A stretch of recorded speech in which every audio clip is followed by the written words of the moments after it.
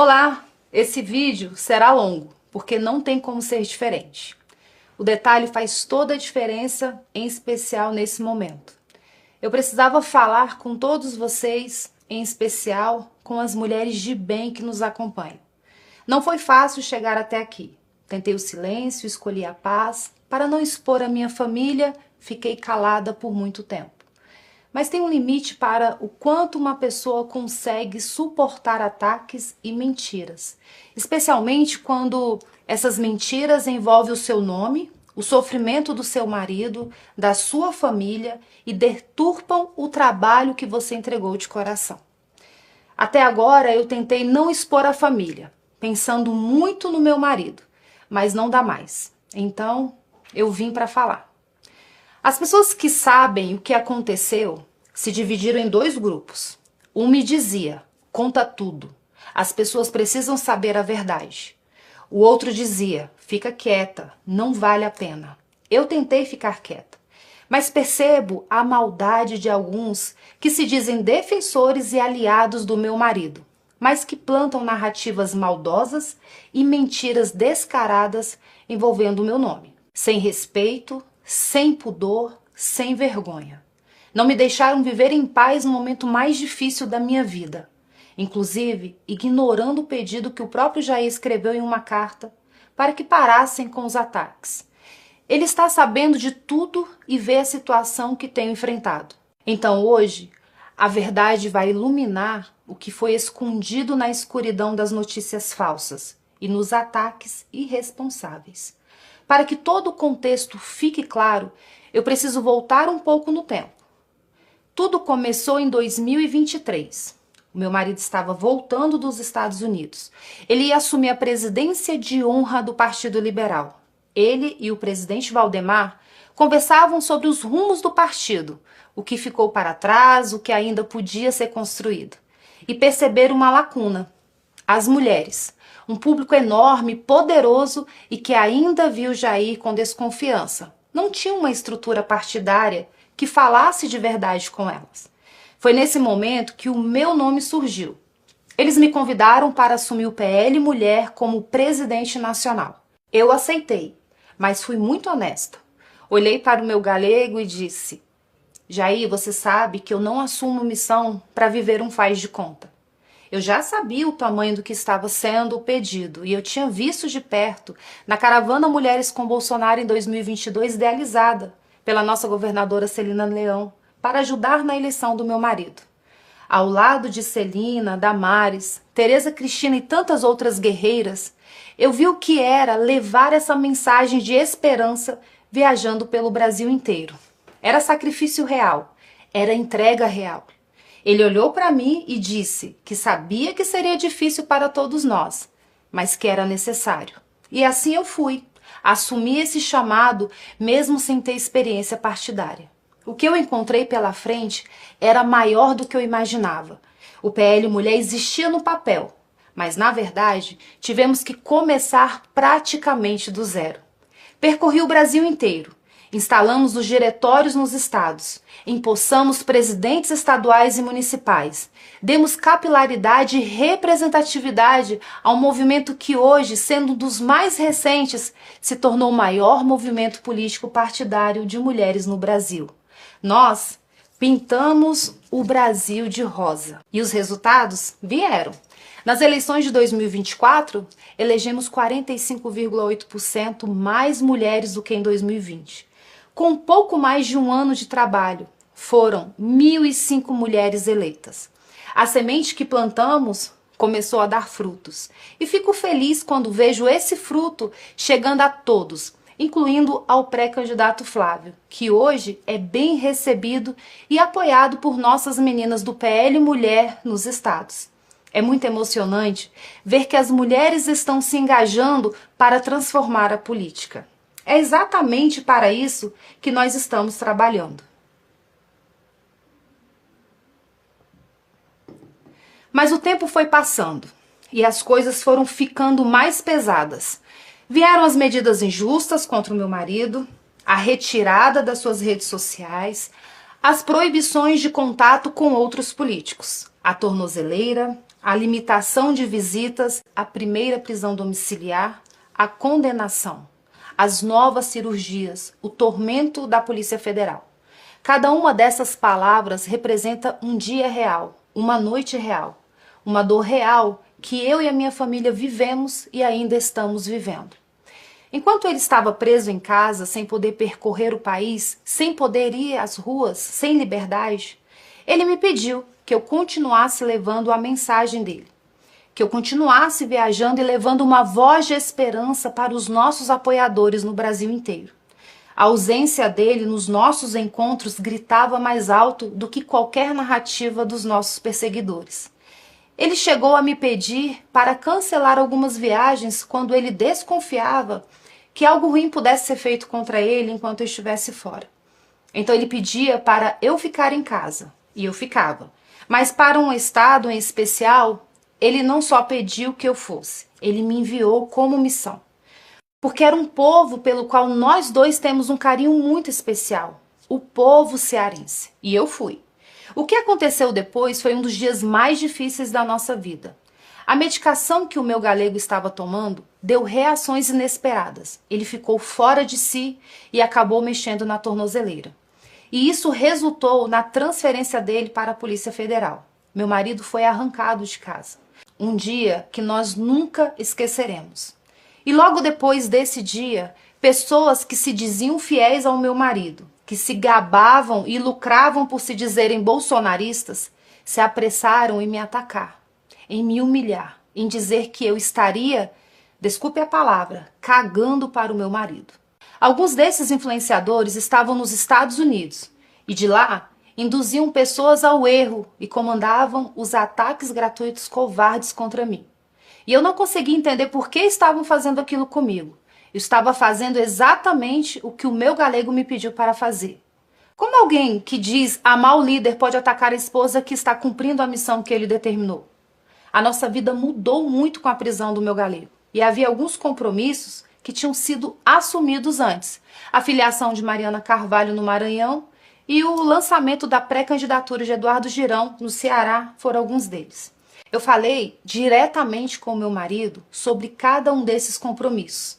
Eu disse a ele que queria apoiar o Girão, pela sua fidelidade às pautas conservadoras, pela coerência que ele representa com as pautas da direita, totalmente oposto ao que o Ciro defende. E ele me autorizou. Em matéria de política, eu faço somente o que eu e ele combinamos. E assim eu voltei ao Ceará. E o Ceará tem uma outra história à parte, uma história que vocês também precisam ouvir com atenção. Em 2024, o PL disputava a Prefeitura de Fortaleza. Nosso candidato era o deputado André Fernandes. Assim como estão fazendo com o Girão, todos diziam que ele não tinha chance, mas a direita ignorou isso e apoiou o André de corpo e alma. Era uma eleição apertada e havia uma rejeição significativa ao André por parte das mulheres. Diziam que ele era machista e que não respeitava as mulheres. Foi nesse momento que entrou em campo a vereadora Priscila Costa, presidente estadual, e a minha vice-presidente nacional do PL Mulher. Uma mulher honrada e fiel defensora da vida e das pautas conservadoras.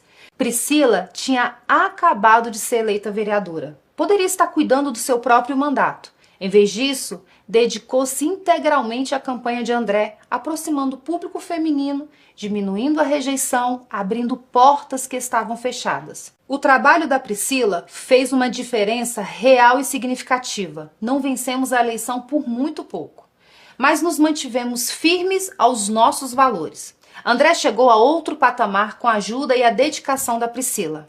E o que ela recebeu em retribuição é revoltante. Reconhecer, ser grato e retribuir o bem a quem nos ajuda é sinal de nobreza e de lealdade. Mas o agradecimento à Priscila parece estar vindo em forma de perseguição e desprezo. Deixa eu te mostrar o tamanho dessa injustiça com o número. Em 2026, serão 54 vagas para o Senado Federal. Em comparação, se aplicarmos a regra dos 30% para candidaturas femininas, teríamos direito a 17 vagas para mulheres no partido. Eu pedi apenas 3. Priscila Costa, Carol de Tone e Bia Kisses.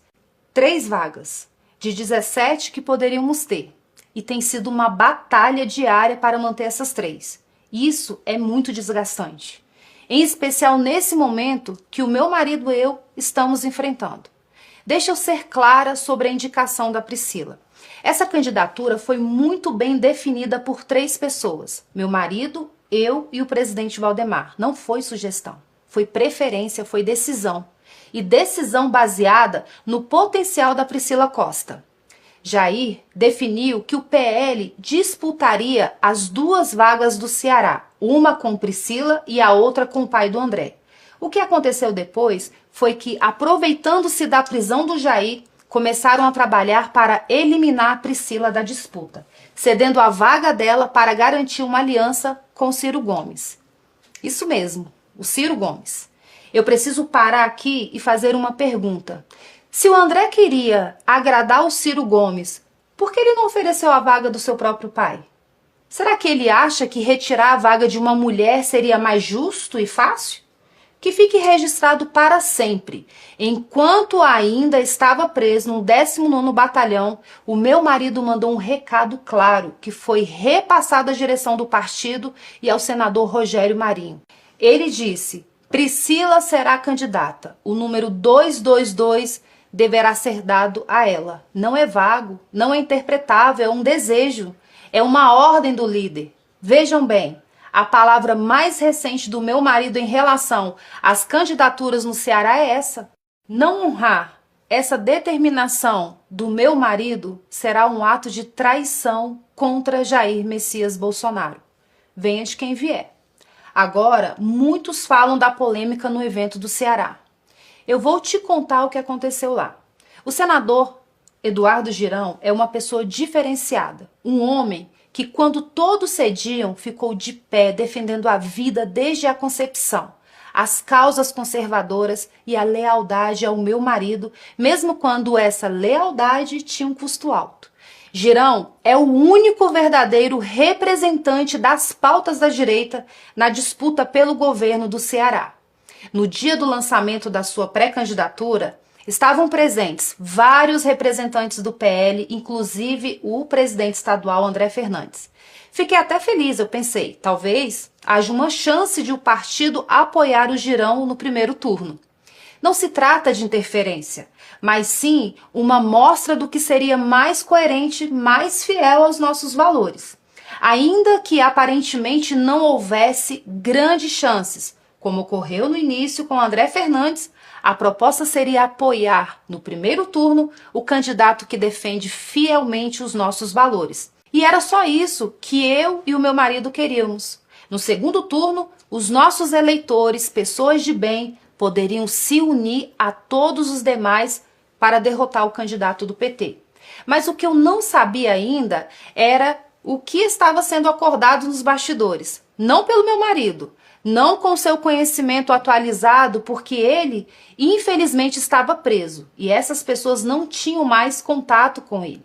A última palavra sobre o Ceará, ele falou a mim e eu transmiti à cúpula do partido. Voltando ao evento, enquanto ele ocorria, eu percebi algo que me tocou fundo.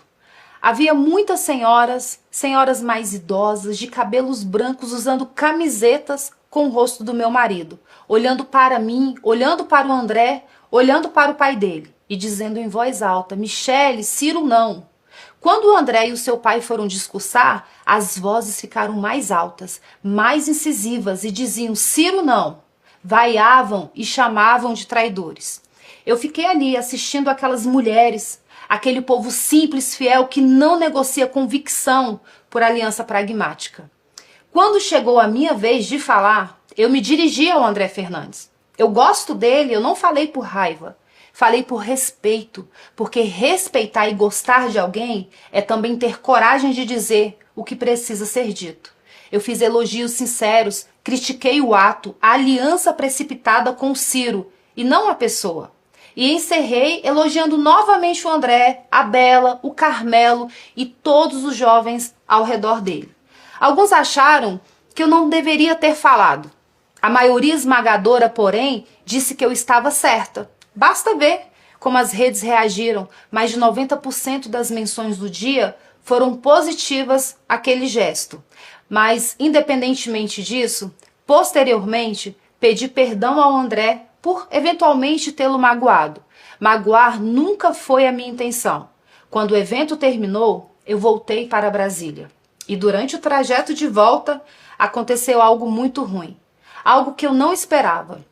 Algo que doeu de um jeito que palavras custavam a descrever.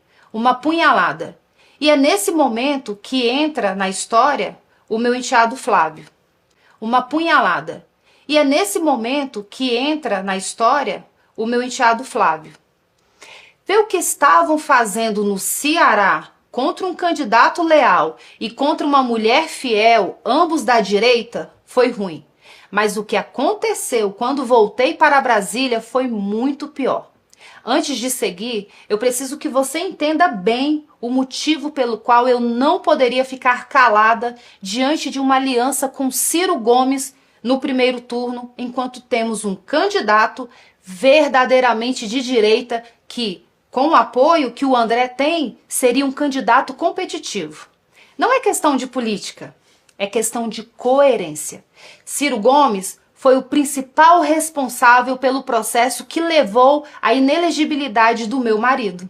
Durante a pandemia, numa live com outros esquerdistas, ele incentivou e conclamou as pessoas a chamarem o meu marido de genocida e pediu que repetissem isso o tempo todo. Ele chamou o meu marido de ladrão de galinhas, de corrupto, de burro, de jumento. Diz que Bolsonaro roubava gasolina. Disse que as esposas de Bolsonaro seriam todas ladras. Disse que os filhos do meu marido, os meus enteados, eram corruptos, que eram ladrões. E deu a eles um apelido: ovos de serpentes nazistoides.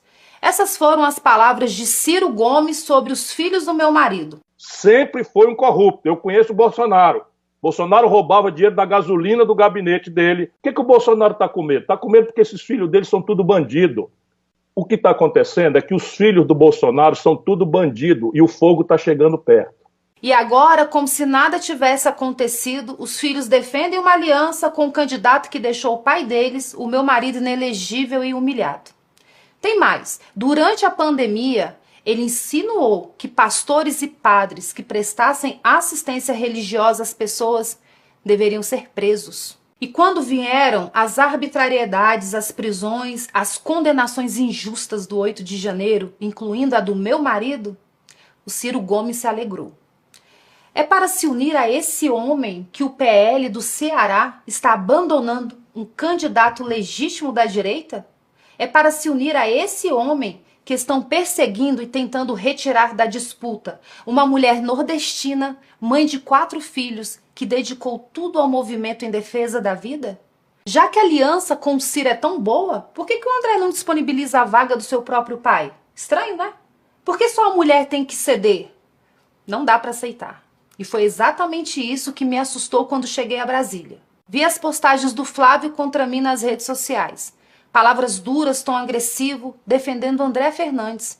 E, em consequência, apoiando a aliança com o homem que chamou a ele, a mãe e a seus irmãos de corruptos e de ovos de serpentes nazistoides. E não foi só ele. Os irmãos vieram juntos, de forma coordenada, com textos bem parecidos uns com os outros. Pareceu combinado, premeditado. Peguei o telefone, procurei mensagens do Flávio. Procurei uma ligação perdida. Procurei qualquer sinal de que ele tinha tentado falar comigo antes de falar para o Brasil. Não tinha nada. Eu fiquei triste, porque eu não imaginava que eles teriam essa reação. Eu redigi uma nota. Disse que lamentava se eles se sentiam afrontados. Que respeitava a opinião deles. Pedi perdão. Mas disse também, e vou repetir aqui, que eu tenho o direito de achar errado uma aliança com quem sempre se declarou inimigo do pai deles. Tenho o direito de ser coerente com os valores que eu acredito. Eu não vou trocar valores por pragmatismo político oportunista. Também não estou impedindo ninguém de fazê-lo, mas acho errado fazê-lo no primeiro turno. Ciro não terá meu apoio nunca e, na minha opinião, não deveria ter de ninguém da direita que apoia Bolsonaro. Mas essa é apenas a minha opinião. E eu tenho direito de tê-la. Voltando ao Flávio, telefonei para ele, tentei algumas vezes, mas ele não atendeu. Algumas horas depois da postagem, ele retornou a ligação. Mas, sinceramente, para falar o que ele me falou, seria melhor se ele não tivesse ligado. Ele foi muito ríspido, me desrespeitou e me maltratou ao telefone. E eu não tinha feito nada contra ele. Ele disse que seria melhor eu ficar fora das decisões do partido. Disse que eu havia chegado ontem e não entendia nada de política. Diante dessa humilhação, eu disse a ele que estava tudo bem. Entendi que ele não queria o meu apoio ou que este era insignificante. E então eu me recolhi. Fiquei na minha e assim permaneço. Eu sou presidente nacional do PL Mulher. Fui convidada pelo meu marido e pelo presidente Valdemar.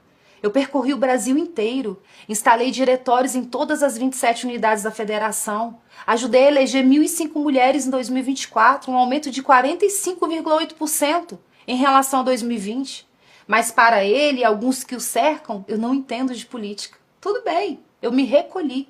E desde esse dia, ele não me procurou mais. Eu também não procurei, porque estou respeitando o que ele falou, e é só isso. Agora, vou desmentir as narrativas e notícias que circulam na imprensa. Eu sei quem as planta, eu sei quem são as fontes.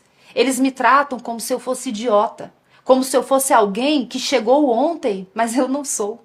Eu sei mais do que eles pensam. Primeiro, eu nunca pedi, cobrei ou condicionei desculpas públicas de ninguém. Não preciso disso. Eu já liberei o perdão faz muito tempo. Eu não carrego rancor no coração. Eu entrego tudo nas mãos de Deus. Todo o mal que me fazem.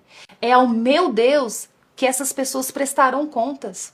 Mas preciso que você entenda uma coisa. E isso é importante. Perdoar não é o mesmo que esquecer ou querer continuar o relacionamento. São coisas completamente diferentes.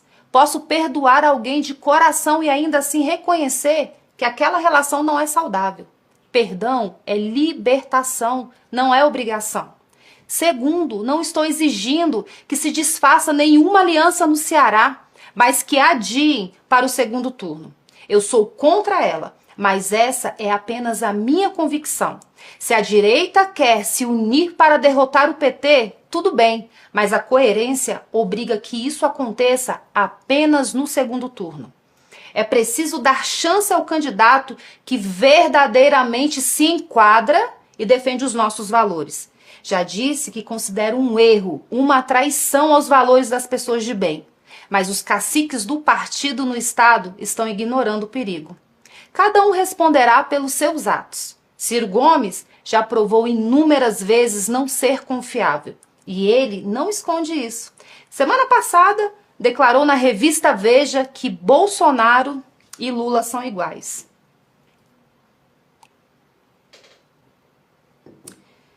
É só uma questão de tempo para ele se voltar contra a direita.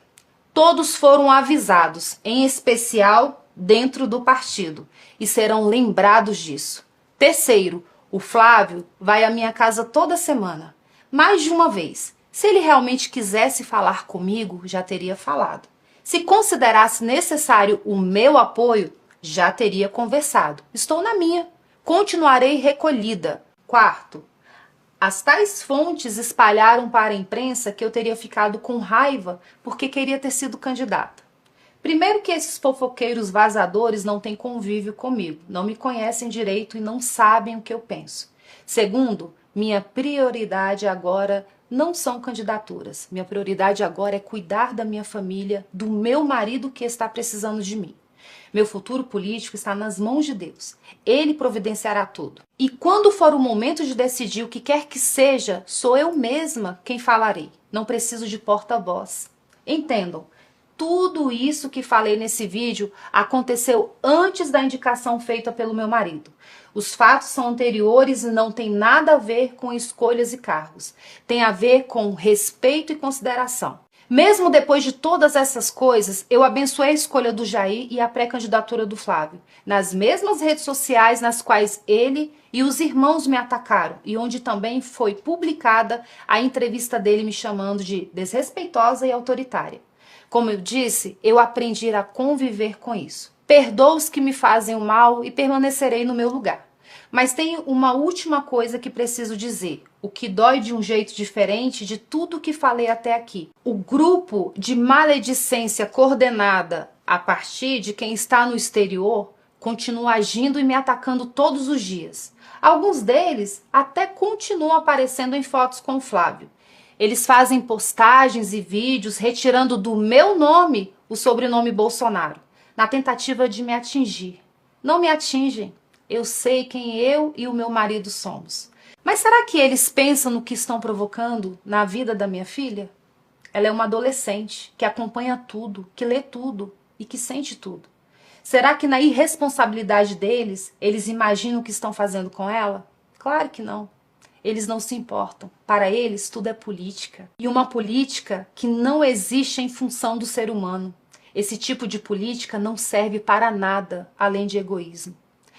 É importante entender que eu não mando recados. Quando eu tenho algo a dizer, digo olhando no olho como estou fazendo agora. Eu não gosto de mentiras. Nunca gostei.